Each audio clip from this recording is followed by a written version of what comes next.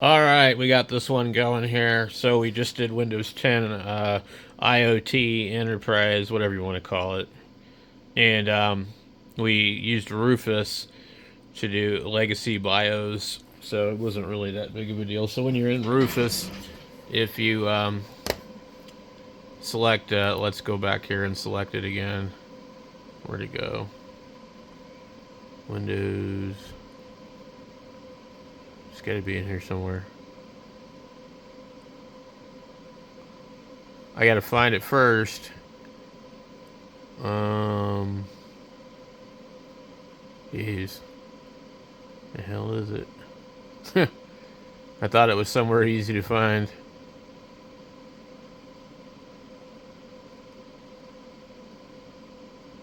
Alright, there it is. Windows 10 Enterprise. Okay, so it won't let me do anything until I put a disk in it. Okay, so I put the disk in it. So what you have to have is you have to have MBR instead of GPT. You see, if you're on GPT, it'll be UEFI, non-CSM, and you don't really have any choice. So MBR gives you BIOS or UEFI CSM. So by doing that, it works on Rufus. So anyway, I'm just downloading some updates, but I guess so. I don't remember these from this time period, but where's it at?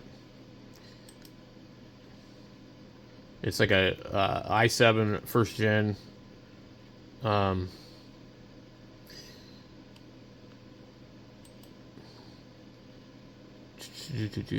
System. So it's an i7 950.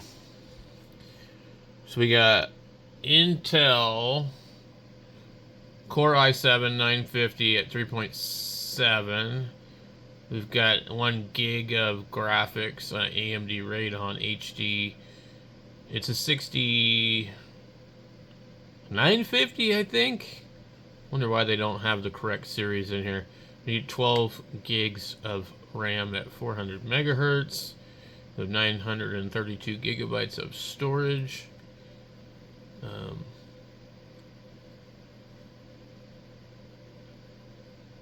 So that's what it is. Wouldn't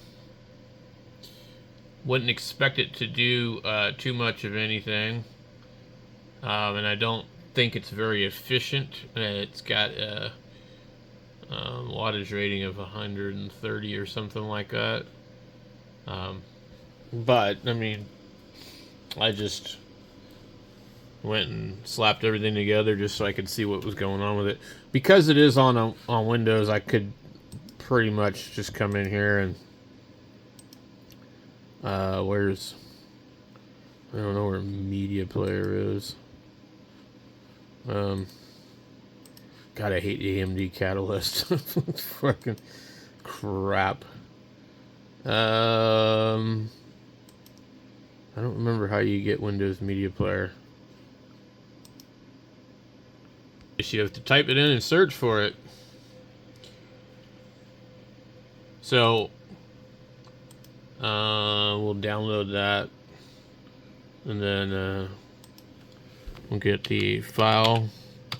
File Explorer does not have an option. You have to come in and type it down here in Windows 10 IoT, and then if you just click on it and go pin to taskbar, pin to start, then it'll be there easy for you to find. Now let's see. It should just be on our network. So with that being the case, we could load this thing probably full of music and photos and whatever, and probably just go ahead and set the right permissions, and you know, it would share those with the rest of the computers on the network, which would accomplish part of what I'm trying to do. Other thing too is I think you can get Plex for Windows, so I'm not sure why it's picking up my DMR. I didn't think my DMR was actually plugged in. I don't know. We have media devices that don't quite make sense on here, but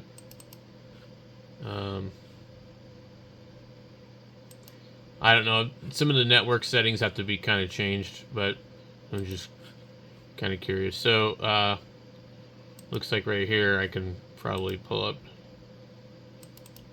all the music on one of the other computers, or at least should be able to.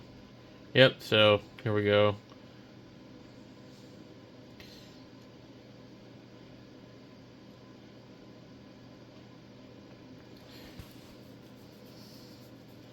So that's kind of my extent of like file sharing and whatnot, and kind of what prompted me to just go ahead and put Windows 10 Enterprise on it. It's like, well, you know what?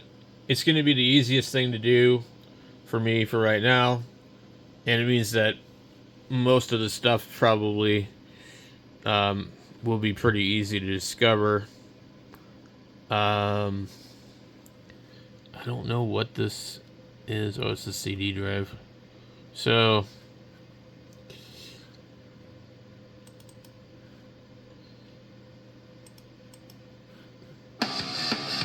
there you go.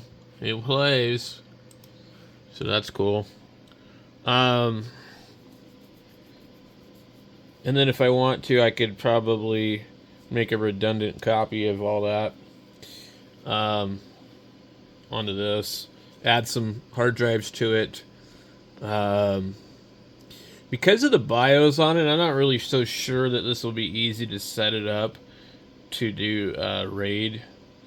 What I was thinking of doing was just Stripe, but I don't know. We'll have to see about that. Ooh, Microsoft Edge. Of course, it makes you do this. So the first thing I do with Microsoft Edge is I go to Mozilla Firefox. And I basically download that and get the hell out of Bing Ding Ding Firefox Microsoft stuff. Okay, so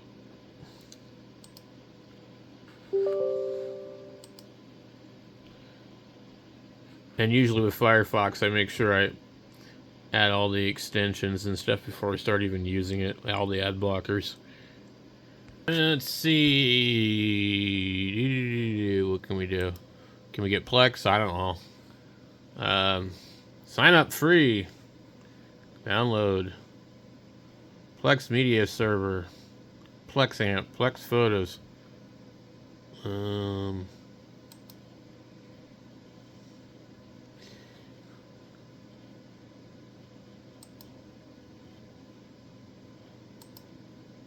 Okay.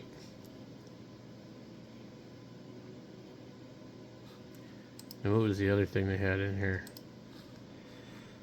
They got Media Server, Plex Amp, Plex Photos. Okay, I will try that out just for the hell of it.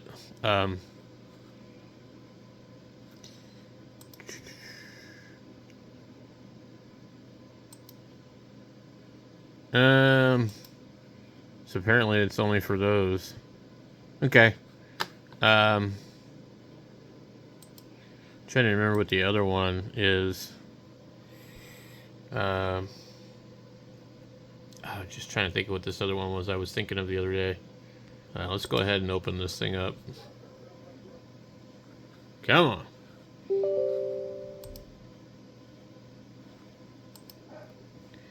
It's like Imager or something, I don't know.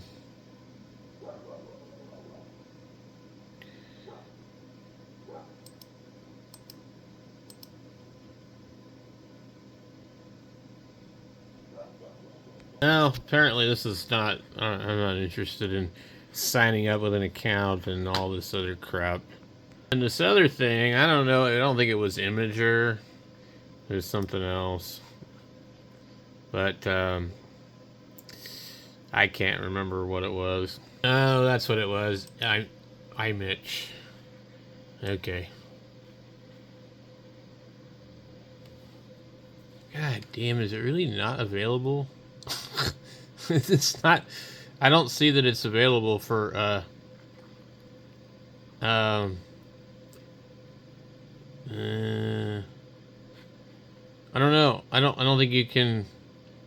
I think you can get it for Windows. I guess there's a way to do it, but I think maybe I'll find something else that might work. I don't know. Alright, let's try and download this Docker desktop thing. I don't know why that doesn't work. I think we're still waiting for Windows to update some stuff. Alright, so I don't know. I'm not finding anything here. But let's see how quick this thing will restart. I'm just kind of curious. We're at, oh, this could take quite a while.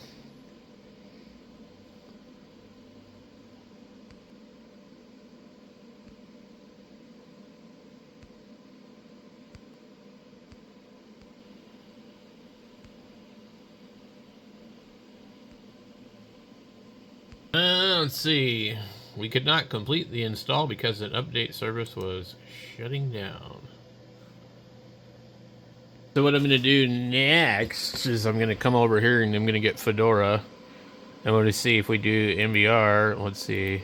So GPT gives us UEFI. MBR gives us BIOS. Start. So I don't think it really matters if the operating system supports legacy BIOS or not. It matters more how you write it with Rufus. But I don't really feel like fiddling around with Windows on this old of a machine. I mean, sure, it will run fine, but I don't know. So that's what we're going to do, I think. We may even just do a dual boot so I can just use either or. Like, it won't matter. It won't be a big deal. So we're just going to wait for this, and hopefully it'll work. We'll see if it does. So catch me in the next video.